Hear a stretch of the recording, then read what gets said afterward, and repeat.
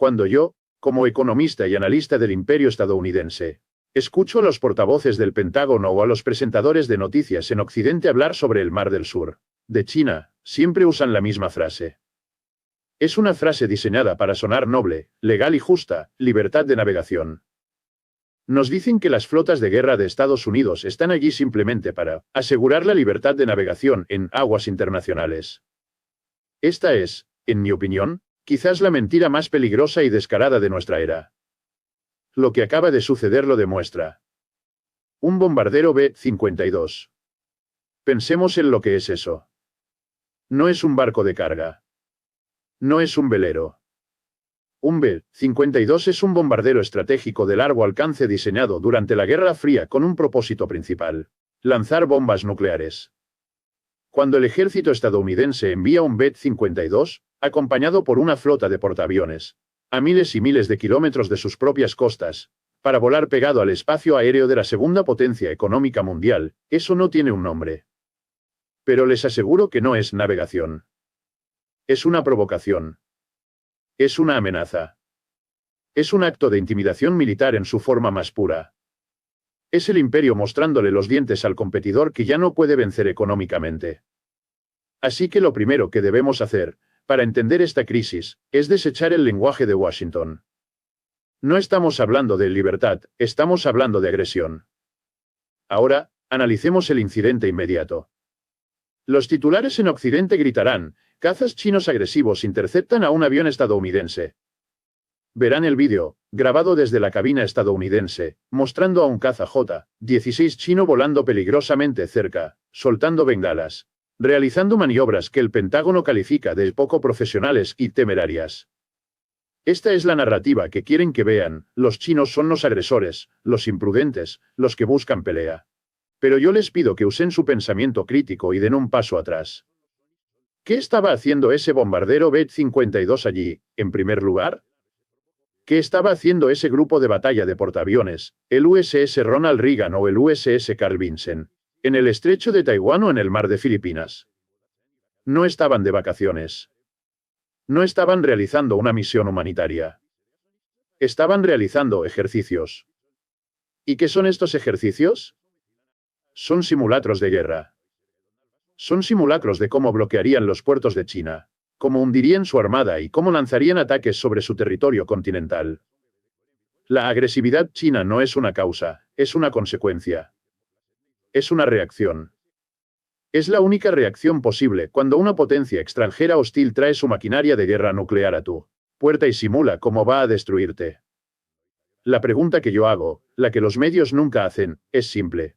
¿Qué pasaría si China enviara una flota de portaaviones y bombarderos estratégicos con capacidad nuclear a realizar ejercicios de libertad de navegación en el Golfo de México o a 20 kilómetros de la costa de California? ¿Lo llamaríamos navegación libre? No. Lo llamaríamos, correctamente, un acto de guerra inminente. Y la respuesta de la Fuerza Aérea de Estados Unidos no sería profesional, sería letal. Para entender por qué China reacciona con tanta ferocidad, porque nunca retrocederán en su costa, deben entender algo que el sistema educativo occidental se niega a enseñar: la historia. Tienen que entender el concepto del siglo de la humillación. Desde 1839 hasta 1949, China fue una nación rota, colonizada y desmembrada por las potencias imperiales. ¿Y quiénes eran esas potencias? Eran Gran Bretaña, que les impuso la guerra del opio para forzarlos a comprar drogas. Eran Francia. Eran Alemania. Eran Japón, que cometió atrocidades indescriptibles en lugares como Nankín. Y sí, eran los Estados Unidos, con su política de puertas abiertas, Open Door Policy, que no era más que una forma de asegurar que las corporaciones estadounidenses también pudieran participar en el saqueo de China. Durante 100 años, las potencias extranjeras controlaron los puertos de China, Shanghái, Hong Kong, Qingdao. Sus cañoneras navegaban por los ríos chinos con impunidad, masacrando a los locales si se resistían. Esta no es historia antigua para el Partido Comunista Chino, es la memoria viva. Es la razón de ser de su política exterior. Cuando el pueblo chino ve un buque de guerra estadounidense, un destructor de la clase Arleigh Burke, navegando por el estrecho de Taiwán, no ven un barco de libertad. Ven la reencarnación de las cañoneras británicas del siglo XIX.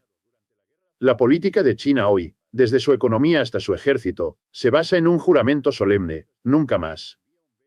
Nunca más serán débiles. Nunca más una potencia extranjera controlará sus costas. Lo que Estados. Ahora, pasemos del porqué histórico al porqué económico. ¿Por qué Estados Unidos está tan obsesionado con patrullar esta masa de agua específica a 10.000 kilómetros de Washington? Como siempre les digo, sigan el dinero. El Mar del Sur de China no es solo agua, es la yugular económica de China. Es la autopista por la que pasa más del 80% de las importaciones de petróleo de China. Es la ruta por la que pasan casi todas las exportaciones que la convierten en la fábrica del mundo. La mayor parte de este comercio debe pasar por un cuello de botella increíblemente estrecho: el Estrecho de Malaca. Los líderes chinos no son tontos. Tienen un nombre para esto: el dilema de Malaca. Saben que la séptima flota de Estados Unidos, con sus bases en Japón, Corea del Sur, Guam y Filipinas, ha rodeado este cuello de botella. La presencia militar estadounidense en el Mar del Sur de China no es una misión de libertad de navegación. En mi análisis, es una fuerza de bloqueo. Es el imperio estadounidense colocando sus manos alrededor de la garganta económica de China y recordándole: cada día, no importa cuán exitoso te vuelvas. No importa cuántos productos vendas o cuánta gente saques de la pobreza. Nosotros, y solo nosotros, tenemos el poder de apretar esta garganta y asfixiar tu economía hasta la muerte en cuestión de semanas. En el momento en que decidas desafiarnos seriamente, ya sea en Taiwán, en el Medio Oriente, o en el sistema del dólar. El BED 52 es un recordatorio de esa amenaza de estrangulamiento. Finalmente, el pecado imperdonable. ¿Por qué Estados Unidos está dispuesto a arriesgar una tercera guerra mundial provocando a una potencia nuclear en su propia costa? Es porque China es comunista. Por favor. Eso es propaganda de la Guerra Fría. Estados Unidos ama al comunista Vietnam, ahora que es un socio capitalista dócil. No, el verdadero crimen de China, su pecado imperdonable a los ojos de Washington, no es el comunismo. Es el éxito. Es el éxito de su modelo económico, un modelo capitalista de Estado que ha demostrado ser obscenamente exitoso, sacando a 800 millones de personas de la pobreza en 3 décadas. Es su desafío directo al dominio tecnológico de Estados Unidos, con programas como Made in China 2025 para dominar la inteligencia artificial, los semiconductores y la robótica. Es su desafío al dominio financiero de Estados Unidos, con la iniciativa de la Franja y la Ruta, BRI, que está construyendo un mundo que no gira en torno a Washington y el Banco Mundial. Estados Unidos lanzó una guerra comercial contra China bajo la administración Trump, pensando que podría intimidarlos y ganar fácilmente. ¿Y qué pasó? Fracasaron. La guerra comercial fue un desastre para los consumidores y agricultores estadounidenses. Habiendo fracasado en competir con China económicamente, habiendo perdido la guerra comercial, el imperio estadounidense, en su desesperación, recurre a lo único que le queda. Recurre al garrote. Recurre a su ejército. El envío de un BED 52 al Mar del Sur de China no es una señal de la fuerza de Estados Unidos. En mi opinión, es el acto de un imperio en decadencia. El acto de un perdedor dolorido que ya no puede competir en el mercado y, por lo tanto, debe recurrir a la intimidación militar. Esta provocación militar no es un accidente.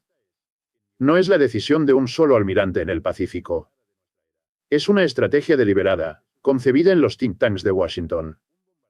Cuando la administración Obama anunció el pivote hacia Asia, que la señora Clinton defendió con tanto entusiasmo, fue el reconocimiento público de que la guerra económica con China se estaba perdiendo y que la confrontación militar era el siguiente paso. Lo que estamos viendo ahora es la plena implementación de esa política. Miren la creación de AUKUS, Australia, Reino Unido, Estados Unidos. ¿Qué es esto sino un pacto de guerra racializado, la angloesfera, uniéndose para contener a la potencia asiática? Obligaron a Australia a cancelar un contrato multimillonario de submarinos con Francia, humillando a su propio aliado de la OTAN en el proceso, para forzarlos a comprar submarinos nucleares estadounidenses que no necesitan y que no pueden operar, todo con el único propósito de patrullar las costas de China. Están reactivando viejas bases en Filipinas, tratando de poner misiles de mediano alcance en la puerta de China. Están presionando a Japón para que abandone su constitución de paz y se rearme. Están construyendo metódicamente una OTAN asiática con un solo objetivo, el cerco militar de China. Están convirtiendo a Taiwán, deliberadamente, en la Ucrania del Este, armándola hasta los dientes, provocando una respuesta, con la esperanza cínica de que China se vea arrastrada a un pantano militar que drene sus recursos, tal como esperan que le suceda a Rusia en Ucrania. Es una estrategia cínica, peligrosa y está escrita en todos sus documentos de política. Pero China, a diferencia de Irak o Libia, no es una nación pequeña e indefensa. Ellos han estado observando. Han estado leyendo los documentos de política de Estados Unidos. Y han estado preparándose. Los líderes en Beijing entienden perfectamente que no pueden, todavía, competir con Estados Unidos en una guerra de portaaviones tradicional. Estados Unidos tiene 11 superportaaviones.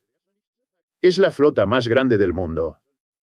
Sería una estupidez que China intentara igualar eso barco por barco. Así que, en lugar de eso, han hecho algo mucho más inteligente. Han adoptado lo que los estrategas llaman una defensa asimétrica. Han enfocado su vasto poder industrial y tecnológico en un solo objetivo: hacer que esos portaaviones de 13.000 millones de dólares sean completamente obsoletos. Y lo han logrado. En mi análisis, el desarrollo chino de misiles balísticos antibuque, como el DF-21D y el DF-26, ha cambiado el equilibrio de poder global para siempre. Estos misiles son conocidos como los asesinos de portaaviones. Son misiles que pueden ser lanzados desde 1.500 millas de distancia en el territorio continental chino, viajar a velocidades hipersónicas y maniobrar para impactar un objetivo en movimiento del tamaño de un barco. ¿Entienden lo que esto significa? Significa que si esa flota de portaaviones estadounidense pasa de la provocación a la guerra, es una flota suicida. Esos portaaviones son ataúdes flotantes de 5.000 hombres. El caza J-16 que intercepta al B-52 es la advertencia suave. Los miles de misiles hipersónicos apuntando a esa flota en el mapa son la advertencia dura. Y el mensaje es inequívoco: su dominio de los mares en nuestras costas ha terminado. Y esto me lleva de vuelta a la narrativa central, a la hipocresía que encuentro tan asombrosa. La prensa en mi país, en Estados Unidos, les mostrará el vídeo del caza chino volando cerca del avión estadounidense y lo llamará agresión china. El Pentágono lo llamará comportamiento peligroso. Y yo debo preguntarles, con toda seriedad, ¿dónde están las bases militares chinas en México? ¿Dónde están los portaaviones chinos patrullando la costa de California? ¿Dónde están los bombarderos estratégicos chinos realizando ejercicios en el Golfo de México? No existen. Estados Unidos, por otro lado, mantiene más de 800 bases militares en todo el mundo. Mantiene un anillo de bases en Japón, Corea del Sur y Guam, rodeando a China. Nosotros somos los que estamos a 10.000 kilómetros de casa. Nosotros somos los que enviamos un bombardero con capacidad nuclear a su frontera. Y ellos son los agresores. Esta es la lógica del imperio.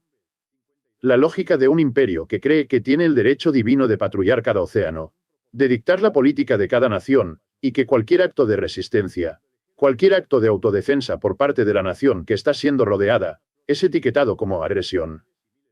Lo que ustedes están viendo de China no es agresión. Es resistencia. Es la respuesta inevitable de una nación soberana que se niega a ser intimidada. El centro de toda esta tensión, el lugar que podría iniciar la Tercera Guerra Mundial, es Taiwán. Y es aquí donde la política exterior de Estados Unidos abandona la lógica y entra en el reino de la hipocresía fraudulenta y esquizofrénica. Permítanme explicarles. Oficialmente, legalmente, en papel, Estados Unidos ha reconocido la política de una sola China, desde 1979. Cuando establecimos relaciones con Beijing, firmamos un tratado que reconoce que solo hay un gobierno de China y que Taiwán es parte de China. Esa es nuestra política legal. Ahora, miren lo que hacemos en la práctica. Hacemos exactamente lo contrario. Vendemos miles y miles de millones de dólares en armas avanzadas a Taiwán, violando el espíritu y la letra de esos acuerdos. Enviamos asesores militares, boinas verdes, a entrenar a su ejército. Enviamos políticos de alto nivel, como Nancy Pelosi, en visitas provocativas diseñadas para abofetear a Beijing. Estamos jugando un doble juego deliberado. Le decimos a Beijing, reconocemos que es su territorio, mientras le susurramos a Taipei, pero no se preocupen. Les daremos las armas para asegurar que nunca lo sea. Estamos tratando de usar a Taiwán como un peón, como una fortaleza militar permanente, un portaaviones insumergible frente a la costa de China. Es una política deshonesta, es increíblemente peligrosa, y es la causa fundamental de esta crisis. Así que, cuando yo analizo lo que sucede en el Mar del Sur de China, no veo un incidente aislado. No veo agresión china. Lo que yo veo son los estertores de un imperio moribundo. Un imperio, el estadounidense, que se ha dado cuenta de que ya no puede competir económicamente. Ya no somos la fábrica del mundo, China lo es. Ya no podemos ganarles en una guerra comercial, lo intentamos y fracasamos. Hemos vaciado nuestra propia industria y nuestra propia clase media. Y como todos los imperios en la historia, cuando sienten que su poder económico se desvanece, recurrimos a la única herramienta que nos queda, el garrote. Recurrimos a nuestra maquinaria militar. El envío de B-52, la creación de AUKUS, el armamento de Taiwán. Estos no son actos de un imperio confiado y fuerte. Son los actos de un imperio desesperado, un imperio en decadencia que sabe que el mundo ha cambiado. Están tratando de usar la amenaza de la guerra para mantener una hegemonía económica que, en la realidad del mercado, ya han perdido. La intercepción de ese B-52 por parte de un caza chino no fue solo una maniobra aérea. Fue un mensaje. Fue un mensaje de una nueva potencia mundial a la vieja, diciendo, su era ha terminado. No nos den órdenes en nuestro propio patio trasero. Váyanse a casa.